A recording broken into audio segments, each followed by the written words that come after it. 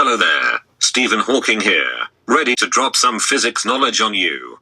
Now I bet you're wondering, Dr. Hawking, why are you the brightest theoretical physicist teaching high school kids? Well, come close, Jimmy. You see, after World War Meme, the US put all of its budget into defense and forced famous scientists to teach you menial delinquents. Today we're going to cover 5 physics concepts. Anything less than 5, and I will lose the sufficient funds to pay for my hot nurses to take care of me. Now come closer, Jimmy. First is kinematics. Kinematics is the branch of mechanics concerned with the motion of objects without reference to the forces that cause the motion. Equations relating to kinematics are the UAM, or uniformly accelerated motion equations.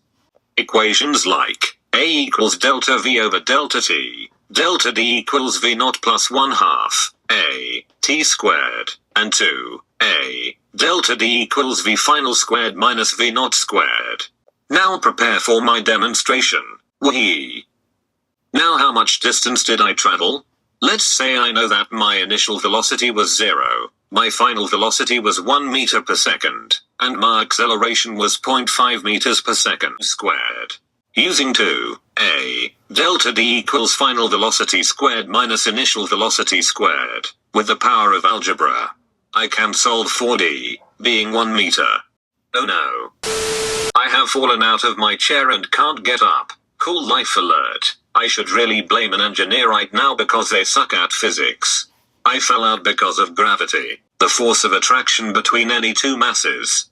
This is also known as weight, which is equal to mg, or F of g equals universal gravitational constant times the mass of the object times the mass of the planet divided by the distance between the two squared. Well, my example of such is that I've already fallen out of the chair. Let's determine how long my fall was. Since my initial velocity was 0, then d equals 1/2 g times t squared. This is taken from a UAM equation. G is 9.8 meters per second squared, and I fell about half a meter. Using the power of algebra, d divided by g times 2, then square rooted. The time it took me to fall was about 0.32 seconds. Okay, life alert came. Not time for momentum, which is the quantity of motion of a moving body, measured as a product of its mass and velocity. So momentum, or P, is P equals mv. Well, that was easy. Now prepare yourself for some high-octane action. With wheelchairs, and physics, and collisions. Ouch. In my high-octane action, I collided into a massive wall traveling at 2 meters per second. If I am a fatty who is 90 kilograms, what was my final velocity? We can use conservation of momentum to find m1v1 initial plus m2v2 initial equals m1v1 final plus m2v2 final. Since the wall is massive and stationary, it has 0 momentum. It also means I have the same speed for final velocity. However, it is in the opposite direction, because I bounced off of the wall. Get ready to do some 6 spins, Jimmy, because it's time for angular momentum. The quantity of rotation of a body, which is the product of its moment of inertia and its angular velocity. So angular momentum is I times omega. Well, that was also easy. Now Jimmy, prepare for some dank donuts, boy. Wee. Let's solve for my angular momentum. The moment of inertia for me would be mass times radius squared, and angular velocity is velocity divided by the radius. Remember, I am made up of 90 kilograms. My radius is about 1 meter, and my velocity was 2 meters per second. So 90 times 1 squared, times 2 over 1. My angular momentum was 180 kilogram meters squared per second.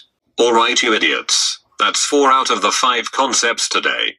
Although there are a parallel number of universes, there lacks one where you are as intelligent as me. So we are unable to actually study real physics, such physics as in my works. Dr. Hawking, when could you stop being a total arse to the entire classroom? Yeah, thanks.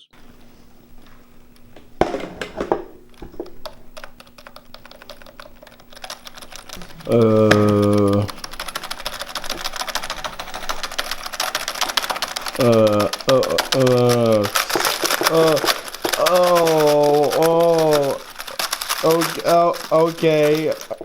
Oh. No. You know what, Dr. Hawking? Screw you, man. Screw you. That's fine, Jimmy. I have learned how to talk without my keyboard anyways. Nevertheless, this is a great segue for projectiles. A projectile is any object that once projected or dropped continues in motion by its own inertia and is influenced only by the downward force of gravity. Projectile motion uses the same equations as the UAM equation for vertical components, but also V of x times t equals x. The only variable shared between horizontal and vertical components is time.